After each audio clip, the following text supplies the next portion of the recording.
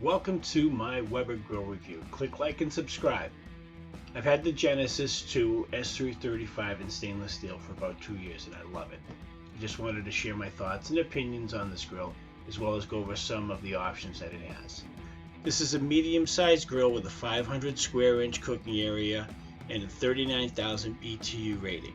It's solid, made of a cast aluminum cooking box, a stainless steel lid, as well as stainless steel shelves, doors, and finish. I assembled it myself using their app in about 2 hours and 3 beers. On the left side, I got a stainless steel table with the tool hooks. I do use that quite a bit just to hang stuff on the side. The searing station is unique.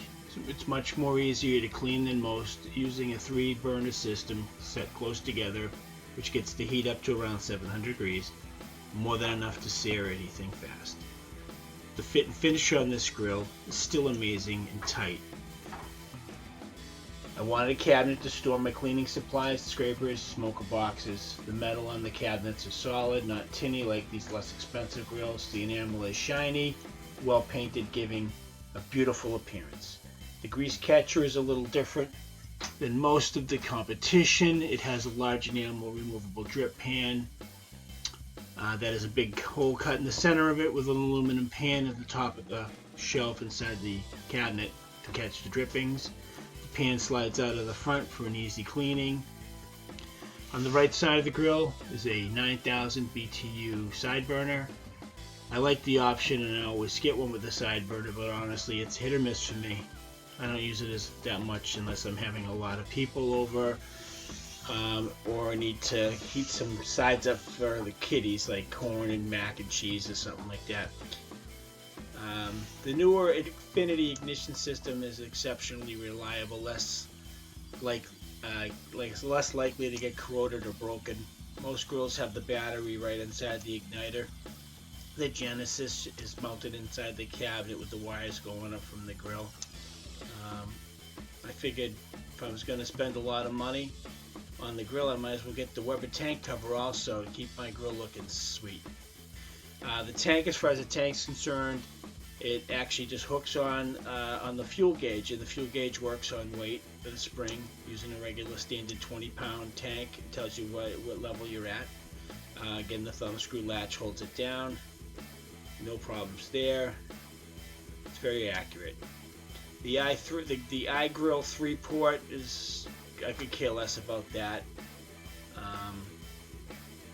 It's a cutout that you stick your iGrill 3 into, which is expensive.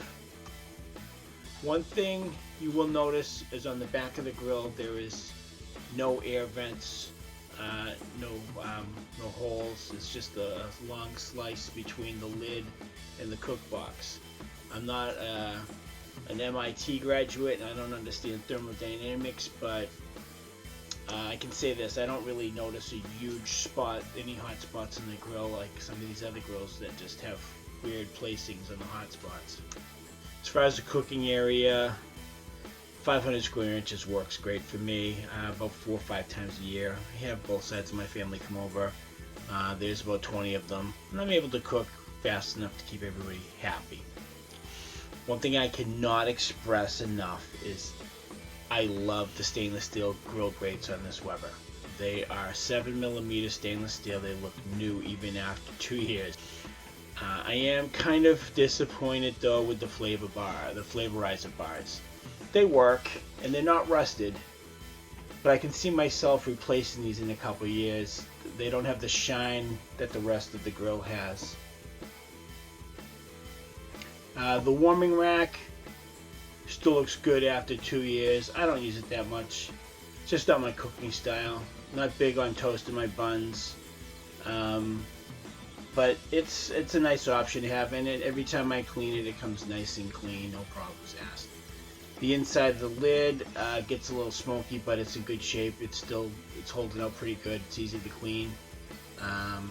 I usually just run the grill a little longer and let all that extra grease burn off up on that. As you can see, the cooking box is in great shape. Grease doesn't climb out of the sides. It's actually easy to clean when it's time to clean it.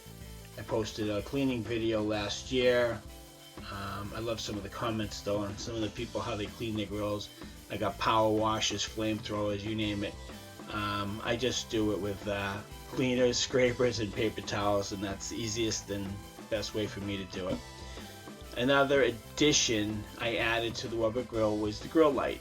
It turns on with a button and turns on also with movement lifting up or down once you do activate it.